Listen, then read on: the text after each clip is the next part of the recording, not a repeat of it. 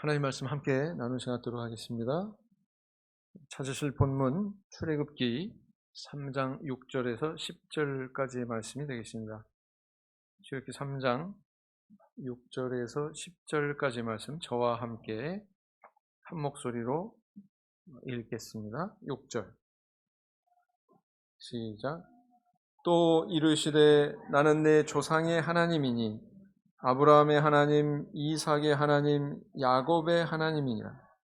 모세가 하나님 배웠기를 두려워하여 얼굴을 가리우매 여호와께서 가라사대 내가 애굽에 있는 내 백성의 고통을 정령이 보고 그들이 그 간역자로 인하여 부르짖음을 듣고 그 우고를 알고 내가 내려와서 그들을 애굽인의 손에서 건져내고 그들을 그 땅에서 인도하여 아름답고 광대한 땅, 젖과 꿀이 흐르는 땅, 곧 가나안 족속, 헷 족속, 아모리 족속, 브리스 족속, 히위 족속, 여부스 족속의 지방에 이르려 하노라. 이제 이스라엘 자손의 부르짖음이 내게 달하고 애굽 사람이 그들을 괴롭게 하는 학대도 내가 보았으니 이제 내가 너를 바로에게 보내어 너로 내 백성 이스라엘 자손을 애굽에서 인도하여 내게 하리라. 2013년 7월에 중앙일보에 게재된 그런 기사 내용이 되겠습니다. 한국전쟁에 참전했던 미국의 89세 노인이 북한 땅을 찾아갔다라고 하는 그런 기사였죠. 그 노인은 뉴 잉글랜드라고 하는 지역 출신으로서 토마스 허드너라고 하는 이 이름의 노인이었습니다. 그분이 이 북한 땅을 다시 찾은 목적은 한국 전쟁 당시 그와 함께 전투기 조종사로 참전했던 전사한 전우와의 약속 때문이었습니다. 이 허드너 할아버지는 백인이었고 또 젊은 시절 그와 함께 참전했던 그래서 전사했던 군인은 제시 브라운이라고 하는 이름의 흑인이었습니다. 이렇게 흑백의 서로 다른 피부색의 사람들이었지만 정말 친형제보다도 더 깊은 우정과 사랑을 나누었다는 거예요. 그러던 중 1950년 12월 4일 두 사람이 소속한 32 전투비행 중대가 북한의 장진호 일대에서 교전을 하다가 그만 이 제시 브라운이 모으는 전투기가 피격을 당해가지고 추락을 하게 됐습니다. 피격된 그 전투기는 막 불타오르고 있었고 그 조종사였던 브라운은 막 만신창이가 돼가지고 이제 곧 죽음을 맞이해야만 되는 그런 상태에 있었다는 것입니다. 이것을 목격한 그의 친구 허드너는 자신의 전투기를 근처에다가 착륙시키고는 친구한테 달려갔다는 거예요. 그래가지고 도착했지만 뭐 말씀드린 바와 같이 그런 상황이었기 때문에 어떻게 손을 쓸 수가 없는 그런 상태였습니다. 죽음을 맞이하면서 그렇게 신음해가는 브라운이 친구 허드너에게 이렇게 말했대요. 내 아내 데이지에게 꼭 말해주게. 내가 진정 사랑했노라고. 그랬더니 허드너가 알았어. 내가 꼭 그렇게 전해줄게. 그리고 나는 다시 너에게로 돌아올 거야. 잊지만 나는 다시 너에게로 돌아올 거야. 기필코. 그러고는 이제 다시 자기의 전투기에 올라타고는 복귀를 했다는 것입니다. 그로부터 세월이 지나서 62년 7개월이 흐른 2013년 7월 20일에 이 노인이 된 허드너는 그 친구와의 약속을 지키기 위해서 북한 땅을 다시 찾아갔던 것입니다. 그것은 바로 그 혹시라도 친구의 유해를 발견해서 미망인인 그 데이지라고 하는 그의 아내, 죽은 그 군인의 아내에게 유고를 전해주기 위해서였다고 합니다. 어떻습니까? 참 감동적이죠? 그 한 친구를 위해서. 우리는 종종 살아가면서 사람들이 엮어가는 아름다운 그런 사연들을 접하곤 하죠.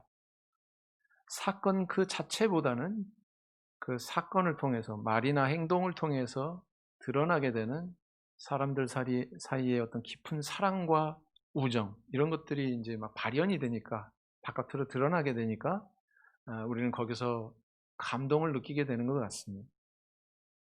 이렇게 사람과 사람 사이에도 이런 우정과 사랑의 관계가 이런 아름다움을 느끼게 할진데, 하나님께서는 우리에게 어떤 감동스러운 그런 모습을 나타내셨나요?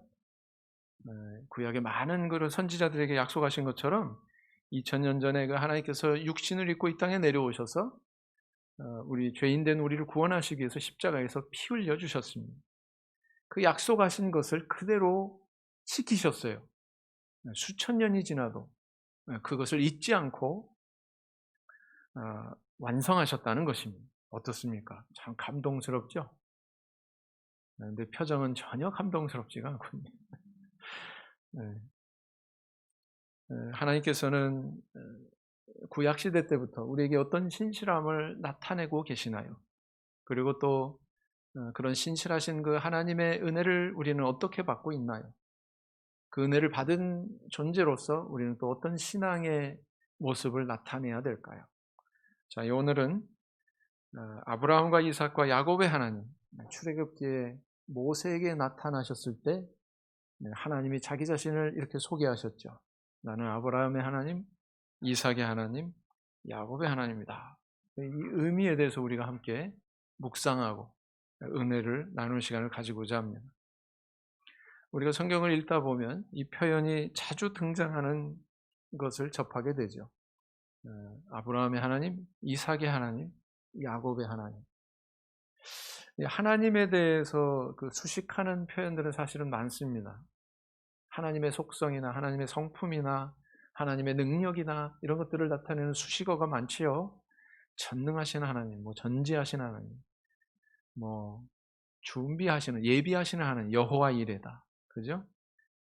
여호와 로이다, 여호와는 나의 목자, 여호와 치드케노, 여호와 라파, 나를 치료하시는 하나님, 여러 가지 수식어들이 등장하고 있습니다. 그런데 그런 여러 가지 수식어들 가운데서 이 오늘 본문에 드러나는 것처럼 아브라함의 하나님, 이삭의 하나님, 그리고 야곱의 하나님, 이렇게 표현하고 있다는 거예요. 특별히 떨기나무 불꽃 가운데서 하나님께서 모세에게 처음 나타나실 때 지금 이렇게 자기 자신을, 당신 자신을 소개하고 있는 것을 우리는 주목하게 됩니다. 자, 그러면 이 표현은 어디서 처음 등장하고 있을까요? 이것은 창세기에서 먼저 찾아볼 수가 있습니다. 창세기 마지막 장 50장에 보시면 이 세 인물의 이름이 등장하는 것을 발견하게 되죠. 창세기 50장 24절. 50장 24절. 같이 읽겠습니다. 시작.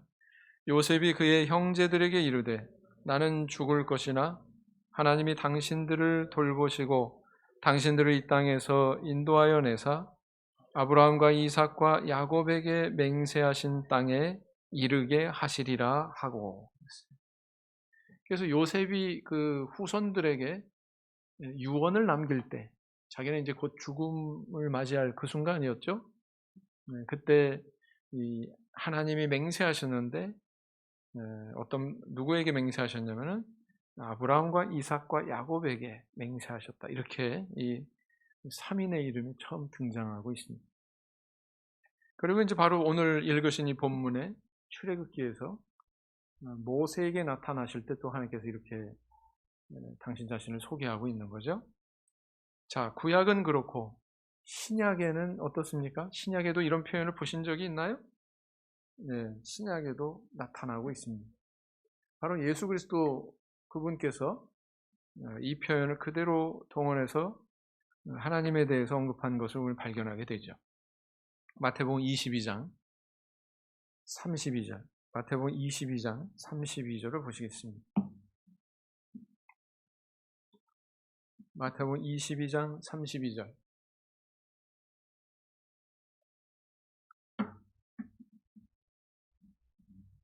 같이 읽겠습니다. 시작. 나는 아브라함의 하나님이요 이삭의 하나님이요 야곱의 하나님이로라 하신 것을 읽어보지 못하였느냐?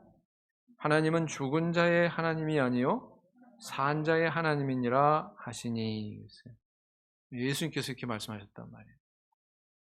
자, 그러면 또 다른 계층이 사용한 적이 있을까요? 예, 있습니다. 사도들도 이 표현을 그대로 차용해서 하나님을 수식하고 있는 것을 보게 되죠. 사도행전 3장 13절을 보시겠습니다. 사도행전 3장 13절. 사도행전 3장 13절. 같이 읽겠습니다. 시작. 아브라함과 이삭과 야곱의 하나님, 곧 우리 조상의 하나님이 그 종 예수를 영화롭게 하셨느니라. 너희가 저를 넘겨주고 빌라도가 놓아주기로 결단한 것을 너희가 그 앞에서 부인하였으니. 그랬죠. 보니까 성전 미문에서 하체장애자, 안전병이를 일으키는 그 기적을 행했던 베드로와 요한, 그 베드로와 요한도 그 사건이 계기가 돼가지고 이제 복음을 전하게 되는데, 그 내용 가운데, 복음을 전하는 내용 가운데 어떤 표현이 나오고 있어요? 바로 아브라함과 이삭과 야곱의 하나님, 이 표현이 또 역시 등장하고 있더라라는 것입니다. 그래서 이처럼 구약 시대에 요셉이 이 표현을 썼고, 그 다음 모세도 하나님으로부터 이 표현을 들었고, 그 다음에 예수님께서도 이것을 그대로 인용을 하고 계시고, 또 베드로 요한 같은 사도들까지 이 표현을 그대로 사용하고 있는 것을 우리는 발견하게 되죠. 그래서 아브라함과 이삭과 야곱 이 3인을 일컬어서 우리는 믿음의 조상, 흔히 이렇게 언급합니다. 믿음의 조상. 그렇다면 이 믿음의 조상이라고 하는 의미는 믿음이 매우 좋은 사람 3인을 의미하는가? 이렇게 한번 생각해 볼 수가 있겠죠. 얼마나 믿음이 좋길래 믿음의 샘플이 되는, 믿음의 모본이 되는 세 사람의 이름을 이렇게 동원하고 있는 것인가? 정말 믿음이 좋은 사람들인가? 이렇게 우리 반문해 볼 수가 있겠죠. 자, 그런데 어떻게 생각하세요? 저는 그러고 싶어요. 만약에 그게 기준이라면 이렇게 표현해야 되지 않겠습니까? 아브라함과 이삭과 요셉의 하나님. 이 요셉과 야곱, 그 아버지 야곱의 믿음을 비교하면 누구 믿음이 더 좋은 것 같아요? 요셉의 믿음이 더 좋은 것 같아요. 그러니까 그 믿음이 좋은 모본이 되는, 샘플이 되는 세 인물을 그렇게 꼽아서 이렇게 서술하는 것이라면, 그것을 가정한다면 아브라함과 이삭과 요셉의 하나님, 그런 게 마땅치 않겠느냐라는 거죠. 그런데 성경에서는 아브라함, 이삭, 야곱의 하나님 이렇게 기록하고 있습니다. 믿음으로 말할 것 같으면 뭐 요셉만 좋은가요? 요셉만 좋습니까? 누가 있어요? 노아. 당대의 의인으로 그렇게 일컬어지는 노아. 그래서 아브라함과 이삭과 노아, 아니, 노아가 먼저 생존했던 인물이니까 노아와 아브라함과 이삭의 하나님, 이렇게 해야 되지 온전치 않을까? 이런 생각을 해볼 수가 있죠. 아니, 그러고 보면 노아만 믿음이 좋아요? 죽음을 보지 않고 승천했던 한 신앙인을 창세기 초반에서 우리 만날 수 있는데, 이름이 뭡니까? 에녹이죠. 죽음을 보지 않고 승천했다고 하니까 에녹과 아브라함과 이삭의 하나님, 또 이렇게 이야기할 수도 있지 않겠습니까? 그런데 그렇게 표현하지 않는다는 거예요. 뭐라고요? 아브라함과 이삭과 야곱의 하나님. 그래서 이 믿음의 조상 3인 그럴 때 이것이 그 믿음이 좋다, 믿음이 약하다, 뭐 이런 기준으로 세워진 3인이 아니라는 것을 우리는 먼저 정리할 수가 있죠. 자, 그러면은 도대체 이 아브라함과 이삭과 야곱의 하나님이라고 이렇게 계속 일치된 표현이 성경에서 등장하는 그 의미는 무엇인가? 그것을 발견하기 위해서 우리는 먼저 이 세 인물의 공통점을 주목할 필요가 있습니다. 그 공통점은 뭘까요? 첫째는 뭐냐면은 하나님이 직접 현현하셔서 복을 약속하신 인물들이다라는 것입니다. 직접 현현하셨다는 거예요. 그리고 복을 약속하신 내용도 똑같습니다. 먼저 아브라함에게 어떻게 약속하셨습니까? 창세기 12장 7절을 보겠습니다. 창세기 12장 7절 찾아서 같이 읽겠습니다. 창세기 12장 7절.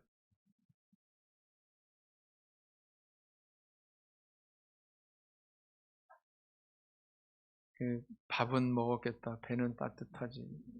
마스크를 써서 내 호흡하는 공기는 자꾸 내 눈을 자극하지. 내려라 내려라 그러죠. 그럴수록 큰 소리로 읽으시면 잠이 달아납니다. 읽어보겠습니다. 12장 7절 시작. 여호와께서 아브라함에게 나타나 가라사대 내가 이 땅을 내 자손에게 주리라 하신지라. 그가 자기에게 나타나신 여호와를 위하여 그곳에 단을 쌓고.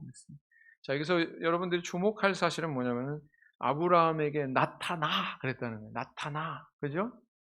뿐만 아니라 또 약속의 내용이 뭐였어요? 야, 땅 줄게. 야, 부동산 줄게. 네. 근데 누구한테 주냐? 내 자손에게 주리라 그랬어요. 아직 아브라함이 자손이 있습니까? 없습니까? 없을 때 이 약속을 주셨어요. 그러니까 야, 나한테 이 가나안 땅을 줄 뿐만 아니라 나한테만 주는 게 아니라 내 자손한테도 주시겠다고 하나님께서 약속하셨구나. 그 사실을 알 수가 있죠. 그래서 아브라함은 이렇게 직접 현현하신 하나님으로부터 두 가지 약속을 받았습니다. 자, 그러면 아브라함에게만 그랬느냐? 아브라함은 사실 이 약속을요 6, 7차례 받습니다. 찾아보면 6, 7차례 나와요. 그런데 이 아브라함뿐만 아니라 아들인 이삭에게도 이 약속이 반복되고 있다는 사실을 우리는 주목하게 됩니다. 창세기 26장 3절. 창세기 26장 3절.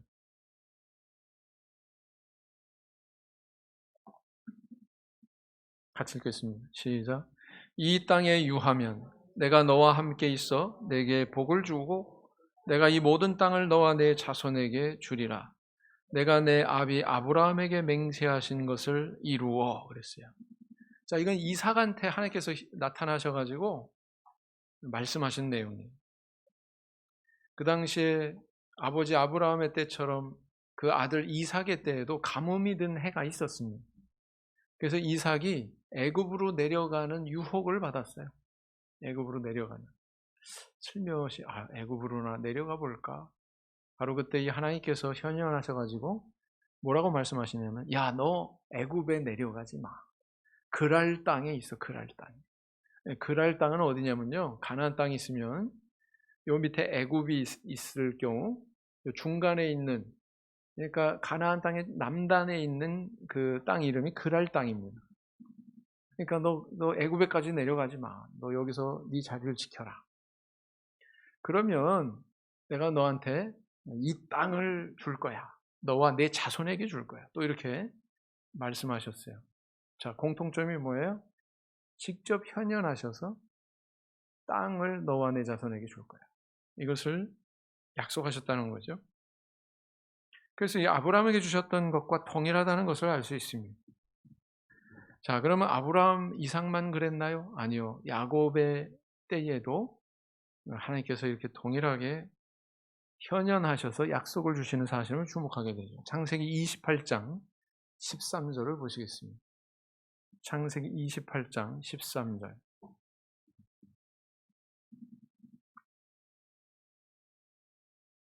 같이 읽겠습니다. 또 본즉 여호와께서 그 위에 서서 가라사대 나는 여호와니 너의 조부 아브라함의 하나님이요 이삭의 하나님이라. 너 누운 땅을 내가 너와 내 자손에게 주리니 그랬어요. 여호와께서 그 위에 서서 가라사대. 하나님이 보였어요. 하늘에 계신 하나님이 이 사닥다리가 쫙 놓여가지고 그 하늘에 열린 가운데 모습을 나타내셨습니다. 직접 현현하셨어요. 그리고는 뭐라고 그러셔요?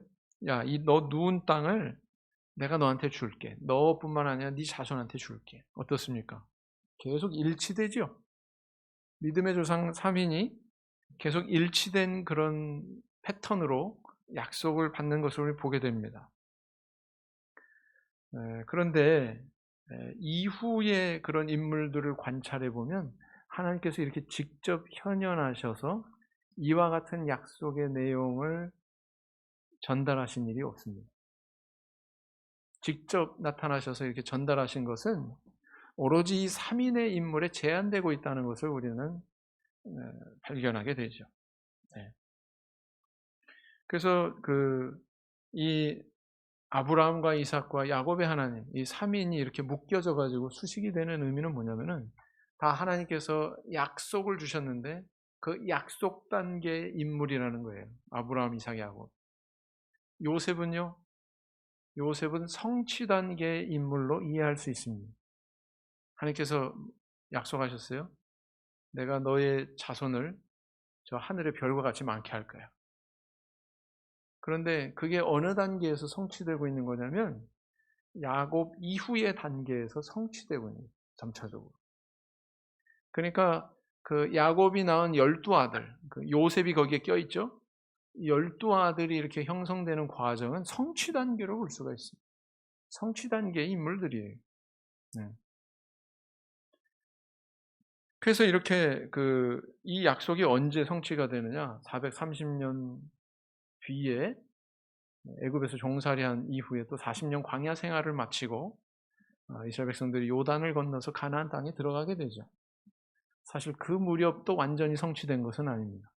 창세기 15장에 하나님께서 아브라함한테 큰 강, 애굽의 하수로부터 큰 강 유브라데까지 이렇게 지경을 다 명시하셨어요. 근데 그것이 다 성취되는 것은 솔로몬 왕 때에 이르러서 그렇게 됩니다.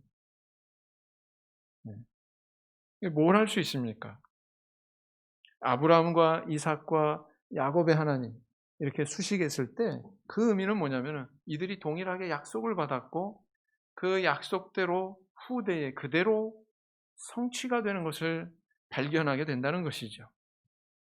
하나님이 이렇게 이미 주신 약속은 폐기하지 않으시고 그것이 언제 이루어지건 수백 년이고 수천 년이고 반드시 말씀하신 대로 이루시는 하나님이라는 거예요.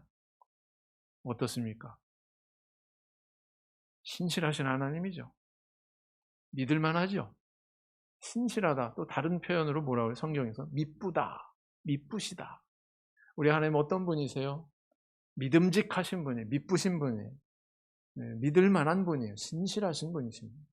네. 이건 우리에게 어떤 의미가 있을까요? 하나님이 그렇게 신실하신 분이라면 우리의 구원에 대해서 우리는 새롭게 조명해 볼 필요가 있습니다. 하나님께서 우리를 구원하시겠다고 우리 약속을 주셨어요. 그 약속의 보증으로 우리에게 성령을 부어주셨습니다. 이것만큼 우리가 확신할 수 있는 게 없죠. 눈으로 보여지고, 그죠? 또 귀로 들을 수 있고. 그런데 그 하나님이 어떤 성품의 분이냐면 거짓말을 안 하신다는 거예요. 거짓말을 안 하신다. 말씀하신 것은 반드시 이루시는 분이라는 것입니다. 여기 아동반이 많은데 여러분 아동반한테 제가 묻겠습니다. 부모님이 나한테 거짓말한 적 있어요? 없어요? 한 번도 없어요? 야, 내가 저 장난감 꼭 사줄게. 내가 저 과자 꼭 사줄게. 그래 놓고 잊어버리는 경우도 있잖아요. 그죠? 내가 너무 유도신문을 하는 건가? 근데 우리 하나님은 그렇지 않다는 거예요. 수백 년이 지나든 수천 년이 지나건 그분께서 약속하신 것은 반드시 이루시는 분이라는 것입니다. 두 가지 사실. 하나님께서 우리에게 약속하셨다. 성령으로 보증하셨다. 그 다음 다른 하나는 그 하나님은 절대로 거짓말하는 분이 아니다. 이 두 가지 사실이 우리에게 주어져 있습니다. 만약에 그렇다면 이 두 가지 사실을 우리가 온전히 믿게 되면 우리는 우리 구원에 대해서도 온전히 확신할 수 있게 된다라는 거예요. 믿으십니까? 네, 그 믿어야 된단 말이죠. 히브리서 기자도 이것에 대해서 이야기하고 있지 않습니까? 히브리서 6장 18절. 히브리서 6장 18절 말씀. 히브리서 6장 18절.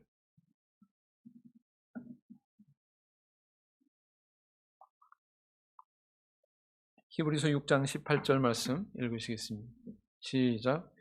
이는 하나님이 거짓말을 하실 수 없는 이 두 가지 변치 못할 사실을 인하여 앞에 있는 소망을 얻으려고 피하여 가는 우리로 큰 안위를 받게 하려 하심이라. 두 가지 변치 못할 사실. 뭐냐면 앞에 쭉 문맥을 쭉 살펴보시면 구원에 대한 약속을 주셨다는 거예요. 그리고 또 그분은 거짓말할 수 없다는 거예요. 이 두 가지 사실. 우리를 구원하시겠다고 약속 주셨고, 그다음 하나님은 거짓말하실 수 없다. 이 두 가지 사실이 우리에게 소망의 근거가 되는 거예요. 그래서 아무리 코로나19가 기승을 부리고 우리를 두려움 속으로 몰아넣으려고 해도 우리가 이 소망을 가지고 있는 한 거기에 굴복되지 않는다는 것입니다. 그렇지요? 그렇다고 나는 끄떡없어. 광화문에 가면 안 됩니다. 그렇다고.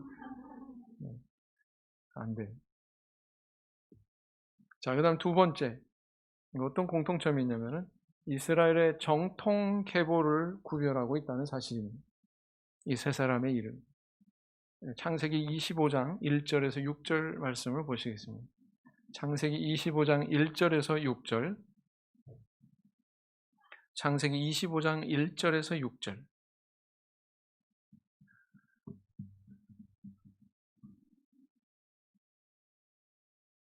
제가 읽겠습니다.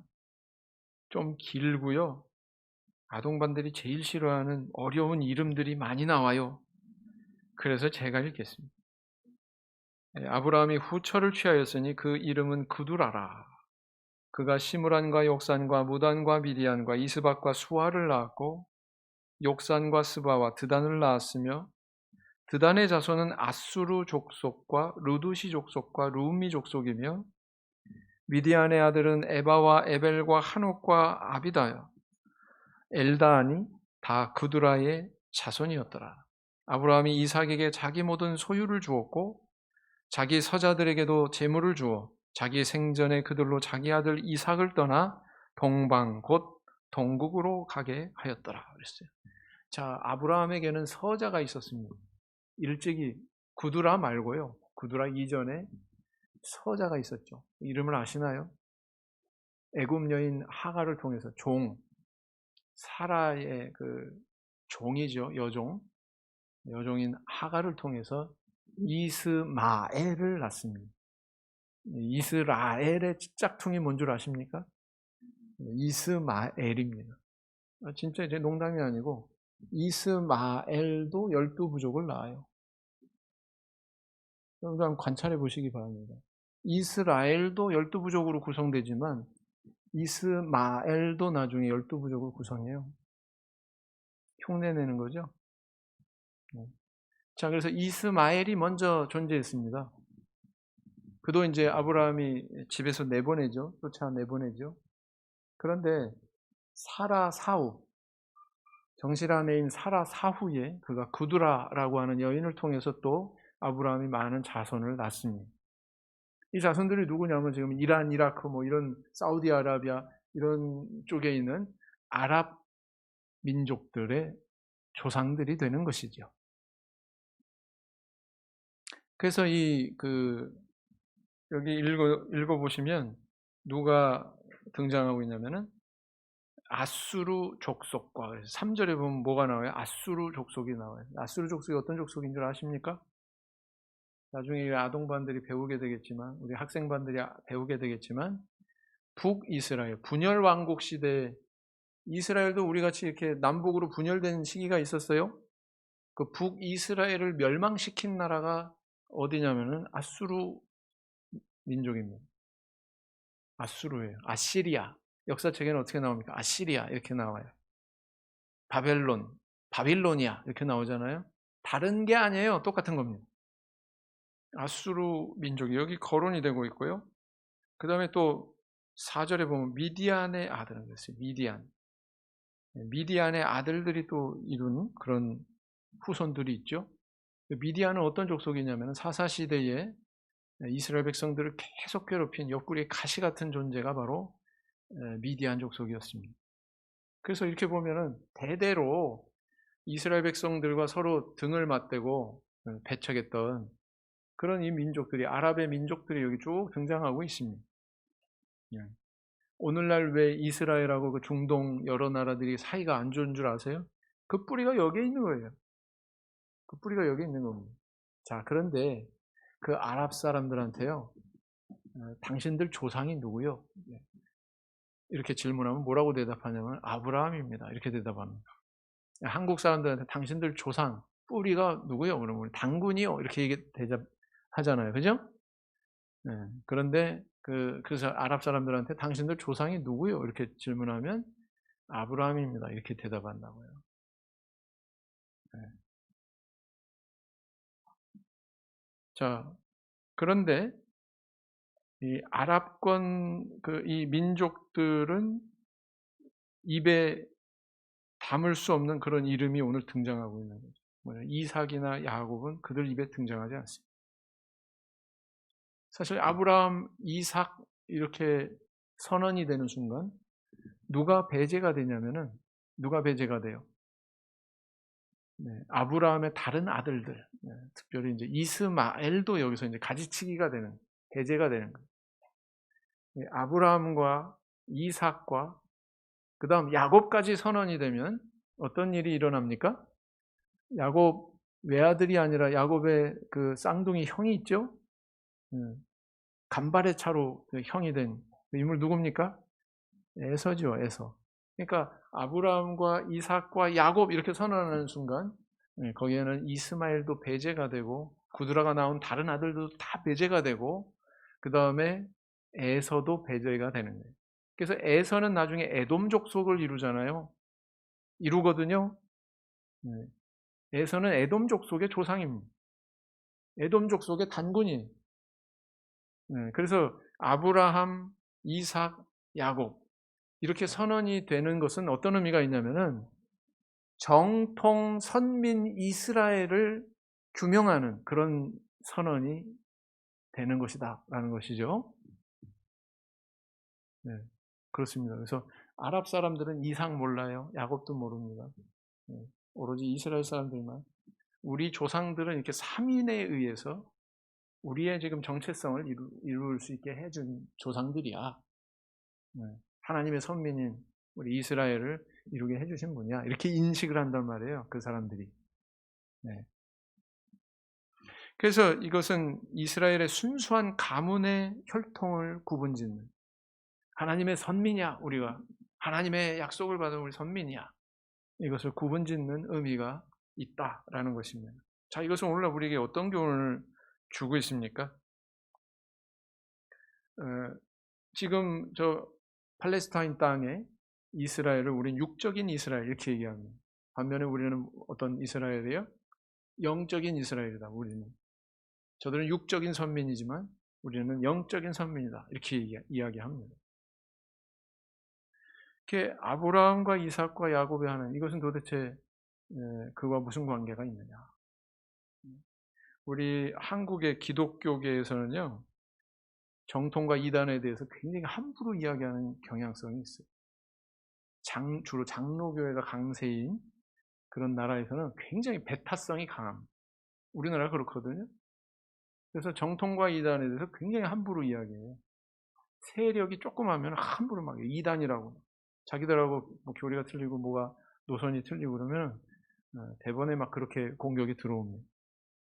순복음교회 같은 경우에도 초창기에는 이단 소리 한참 들었어요. 나중에 엄청 세력이 커지니까 그런 얘기가 쑥 들어갔죠. 그래서 이런 경향성이 있어요. 교세가 크면은 정통으로 여기고 교세가 약하면 이단으로 함부로 이야기하고. 우리는 역사가 오래됐어. 쟤네들보다 더 먼저야. 여러분 천주교가 먼저예요? 개신교가 먼저예요? 천주교가 먼저죠. 천주교가 정통이에요 그럼? 천주교에서는 그렇게 얘기합니다. 쟤네들은 우리가 바꿔놓은 일요일 그대로 쟤네들도 지키고 있어. 우리가 이렇게 또 만들어낸 크리스마스 그대로 지키고 있어. 그러니까 개신교는 우리 밑에 있는 거야.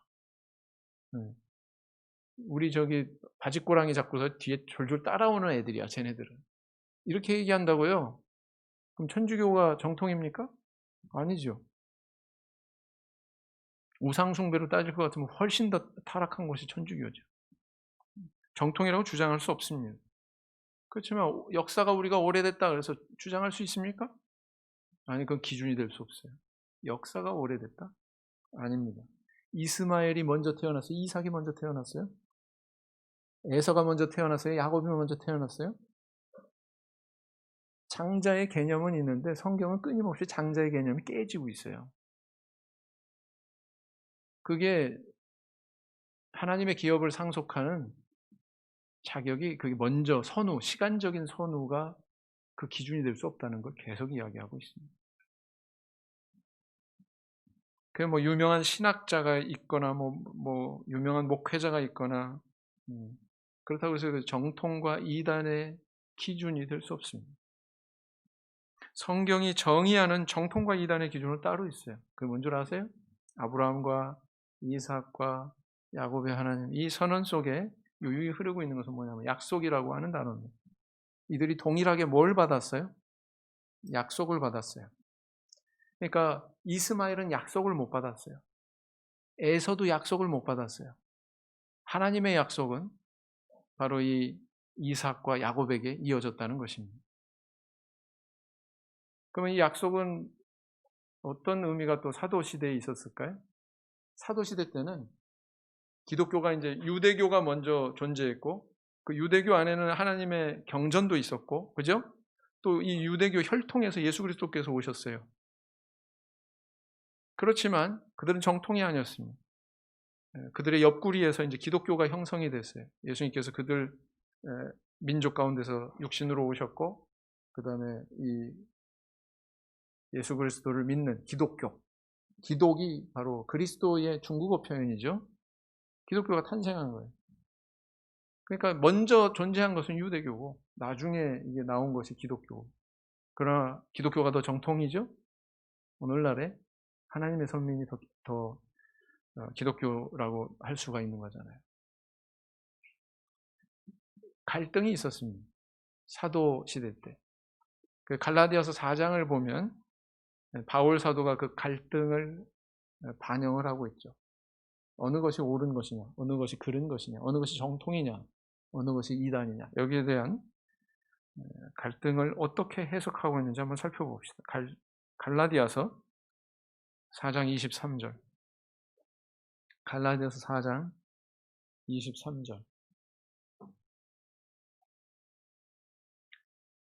갈라디아서 4장 23절 같이 읽겠습니다. 시작. 계집종에게서는 육체를 따라 낳고 자유하는 여자에게서는 약속으로 말미암았느니라 그랬어요. 자, 여기서 이게 뭔 얘기냐면은 제가 결론만 말씀드릴게요. 계집종은 하갈을 이야기합니다. 아브라함의 여종 하갈. 육체를 따라 낳았어. 이게 누구예요? 육체를 따라 낳은 자. 하갈을 통해서 낳은 자. 이스마엘이라고 그랬죠. 그 다음 자유하는 여자에게서 약속으로 말미암아 태어난 자. 야, 내가 자손을 줄 거야. 하나님께서 약속하신 대로 그 약속대로 태어난 자. 누구예요? 이삭이에요. 그래서 자유하는 여자는 바로 사라를 이야기하고 있는 것이고, 그로부터 이삭을 하나님의 약속대로 태어난 자로 이야기하고 있습니다. 그렇죠? 네. 그래서 뭘 할 수 있어요? 대조시키고 있어요. 이 이야기를 바울 사도가 하는 이유는 뭐냐면은 갈라디아서라고 하는 성경을 쓸 당시에 갈등이 있었어요. 유대교와 기독교. 그죠? 근데 유대교는 어떤 존재냐? 이스마엘이야. 이스마엘과 같은 존재야. 우리는 예수 그리스도를 믿는 기독교인들은 어떤 존재냐? 하나님의 약속을 받은 정통계보의 이삭과 같은 존재들이야. 이렇게 얘기하고 있는 거예요. 이해가 되시죠? 오늘날에도 이런 관점은 그대로 살아 있습니다. 천주교는 우리보다 170년 먼저 나왔어요. 한국에 상륙했습니다. 일반 개신교는 우리 교회보다 70년 먼저 한국에 상륙했습니다. 그들이 먼저 여기 뿌리를 내렸어요. 그게 정통과 이단의 기준이 될 수 있습니까? 아니요. 중요한 건 뭐라고 그랬어요? 약속이라고 하는 단어를 주목하시라고 그랬습니다. 약속. 네. 우리는 후발주자지만 우리에게는 하나님께서 약속하신 이삭과 같이 그렇게 하나님께서 약속하신 또 야곱에게 큰 자가 어린 자를 섬기리라 이렇게 예언하시고 약속하신 것처럼 물려받은 그 약속의 증거가 있어요. 우리 안에. 그게 뭡니까? 사도행전 2장 33절. 사도행전 2장 33절. 사도행전 2장 33절. 같이 읽겠습니다. 사도행전 2장 33절. 시작. 하나님이 오른손으로 예수를 높이심에 그가 약속하신 성령을 아버지께 받아서 너희 보고 듣는 이것을 부어주셨느니라.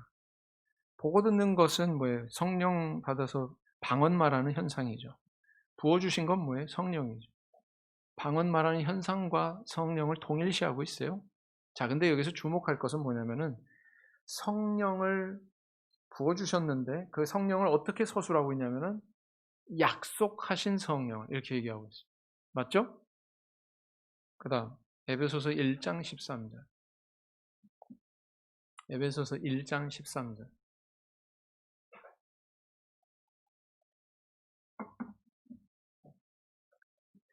에베소서 1장 13절 같이 읽겠습니다. 시작. 그 안에서 너희도 진리의 말씀 곧 너희의 구원의 복음을 듣고 그 안에서 또한 믿어 약속의 성령으로 인치심을 받았으니 그랬어요. 그냥 성령으로 인치심을 받았으니 그렇게 서술하지 않고 성령 앞에 어떻게 서술하고 있어요? 수식하고 있어요? 약속의 성령 이렇게. 약속의 성령. 그렇죠? 우리가 성령 받은 건 그냥 우연히 된 일이 아니라 하나님께서 과거부터 쭉 언제부터? 아브라함, 이삭, 야곱 그 시대부터 계획하신 일이에요. 그리스도 안에서. 그리스도는 결론적으로 우리에게 성령을 부어주시는 것을 계획하신 거죠. 이미 오래전에. 그래서 우리 안에 하나님께서 부어주신 이 성령은 보통 의미가 있는 게 아니에요. 사실은. 아브라함과 이삭과 야곱에게 주셨던 그 언약을 이루신 그 하나님이 예수 그리스도를 통해서 우리에게 주신 그 성령이 바로 언약대로 이루어진 그 사실을 일치시키고 있다라는 것입니다. 그래서 정통은 어디가 정통이냐? 하나님의 약속이 있는 곳이 정통입니다. 약속대로 성취된 바가 있는 곳이 정통이다라는 것입니다. 이것을 우리 확실하게 깨닫고 이해하는 우리 성도님들 되시기 바랍니다. 그 다음에 이제 세 번째는 뭐냐면, 삼위는 죽지 않고 하늘에서 살아있다고 하는 의미를 담고 있다는 것입니다. 아브라함과 이삭과 야곱의 하나님 할 때에 그것은 바로 이분들이 죽지 않고 하늘에서 살아 생존해 계시다라는 것을 의미하고 있다는 것이죠. 마태복음 22장 32절을 보시겠습니다. 마태복음 22장 32절. 아까 읽은 구절입니다만 다시 한번 읽겠습니다. 다른 관점에서 강조해서 봐야 되기 때문에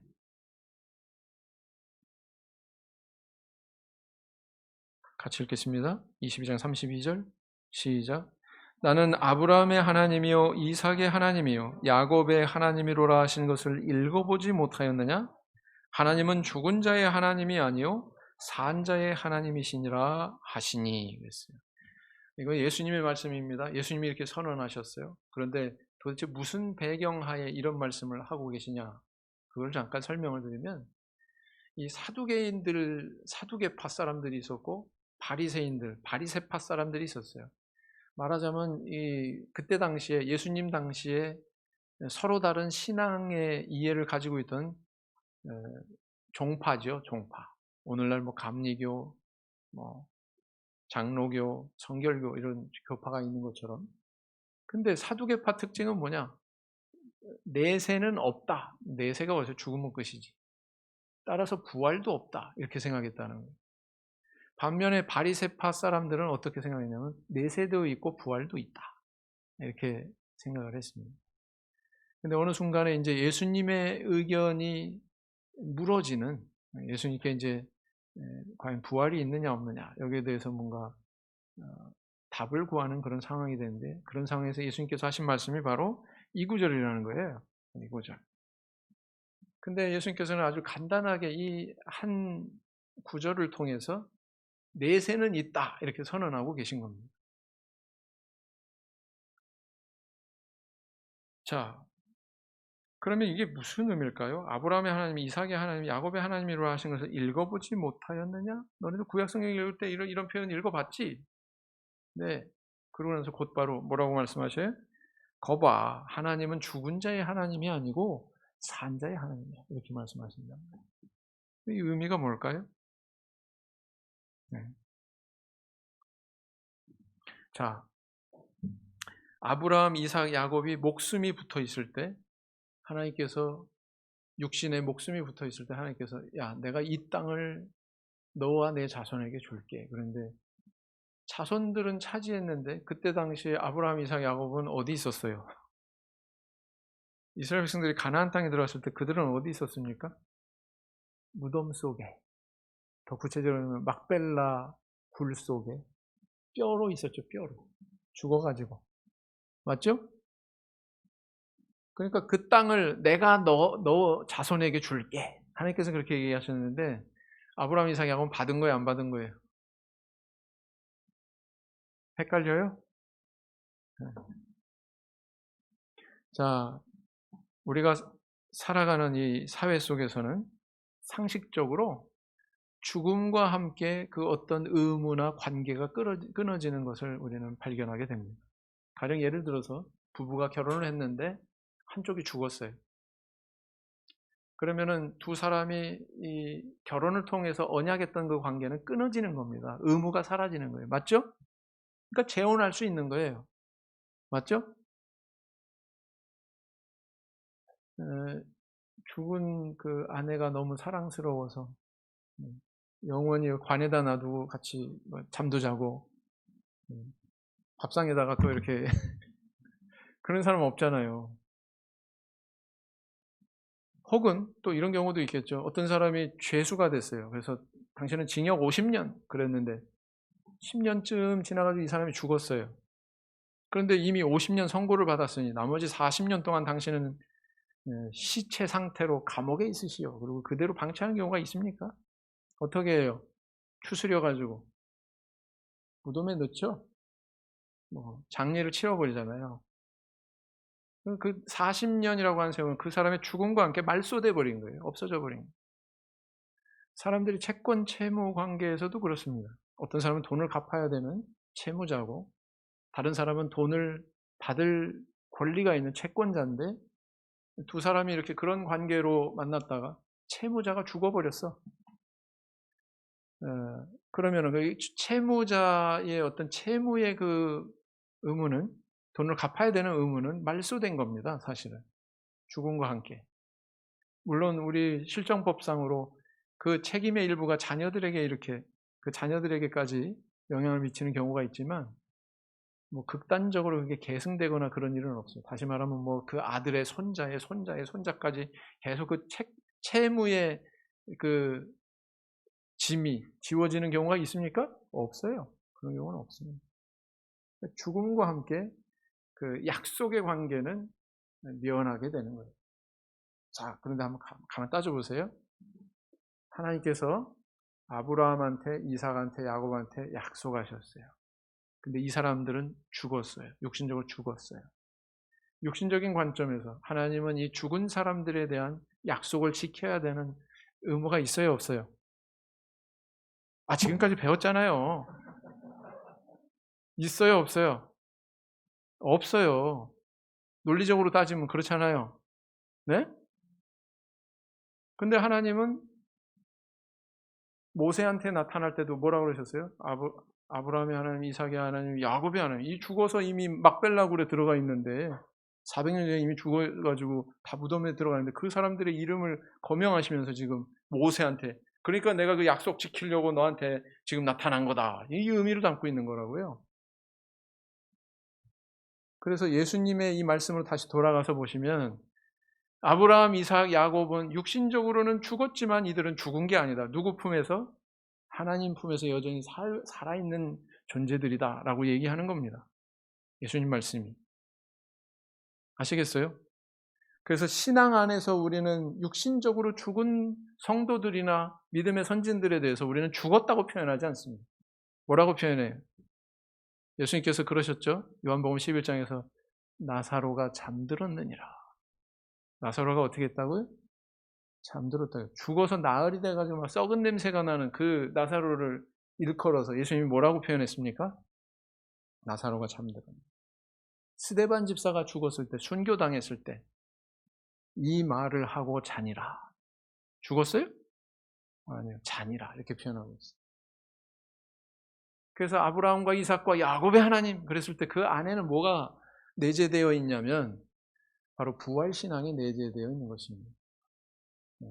이 믿음의 조상들은 과거의 인물로 이미 완전히 죽어버린 그런 존재가 아니라 사실은 하나님 품에서 지금 부활의 때를 기다리면서 잠자고 있다는 거예요. 아시겠어요? 그러니까 하나님께서 모세에게 나타나서 그 약속을 지키겠다고 하는 것이 사실은 순리에 맞는 얘기라는 것입니다. 왜? 죽지 않았으니까.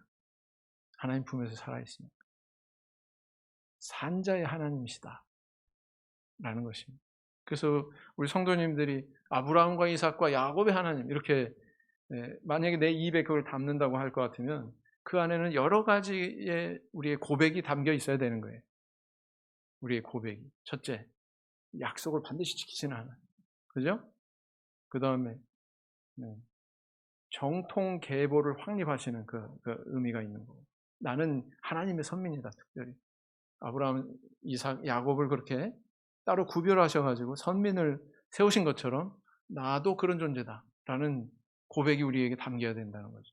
그 다음 세 번째는 부활 신앙이 있어야 된다는 것입니다. 아브라함, 이삭, 야곱에게 그 약속을 주신 것처럼 나에게도 그 약속을 이루실 것이다. 그 신앙이 우리에게 있어야 된다라는 것입니다. 이게 얼마나 큰 의미가 있습니까? 이 표현. 성도님들 부활할 미래를 약속해 주셨어요. 이런 큰 은혜를 받은 성도님이라면 우리 어떤 삶을 살아야 되겠습니까? 하나님께서 수백 년이 지나고 수천 년이 지나도 그 약속을 반드시 이루시는 그 하나님이라는 것을 내가 믿는다면 나는 그걸 믿는 사람으로서의 어떤 삶을 나타내야 되겠죠. 세상 사람들이. 그렇죠? 그런 신실함을 하나님께서 나에게 보여주신 신실함처럼 나도 다른 사람들에게 그런 신실함을 나타낼 수 있어야 되겠죠. 한국전쟁 얘기를 꺼냈는데 한국전쟁과 관련된 또 다른 사연의 이야기를 하고 이야기를 마치려고 합니다. 한국전쟁 당시 동양에 있는 한 작은 나라의 어떤 전쟁의 상황을 좀 도와주고자 세계 여러 나라에서 참전을 했습니다. 그분들이 지금은 뭐 전사분도 있고 이제 백발 노인이 돼가지고 죽음을 기다리는 그런 노인들도 있죠. 근데 이제 최근에 올 1월에 코로나 사태가 이렇게 급진적으로 확산되면서 세계로 다 퍼져나가는 팬데믹 상황이 도래했습니다.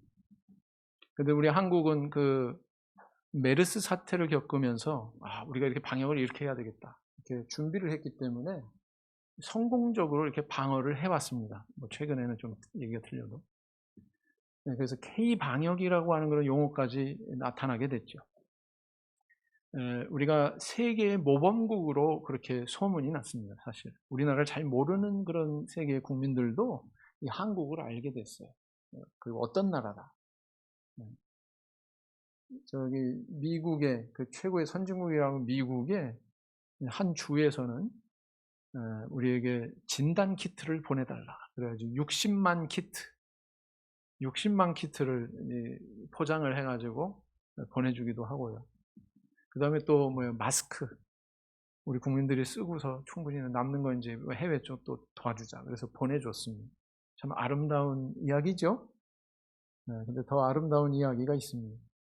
그 마스크를 그렇게 보내줬는데, 특별한 계층을 겨냥해서 무상으로 마스크를 공급해준 대상들이 있었습니다. 그게 누구냐면은 6.25 때, 한국전쟁 때, 이 전쟁에 참전했던 그 노인들, 그 노인들한테 마스크를 전달을 해준 거예요.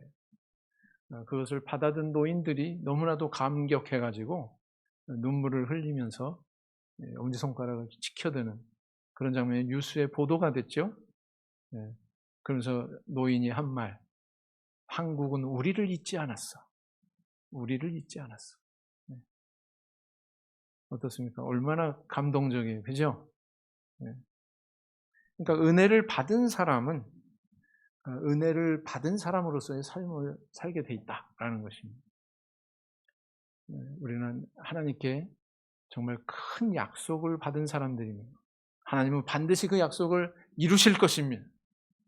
그 이루실 것이라는 것을 믿고 이 어려운 시대를 또 극복해 나가는 저희들이 되어야 되겠죠. 그리고 우리의 이런 확신을, 우리의 믿음을, 우리의 삶을 통해서 많은 사람들에게 전하고 나눌 줄 아는 저와 우리 성도님들이 다 되시기를 예수님 이름으로 기원드립니다. 묵상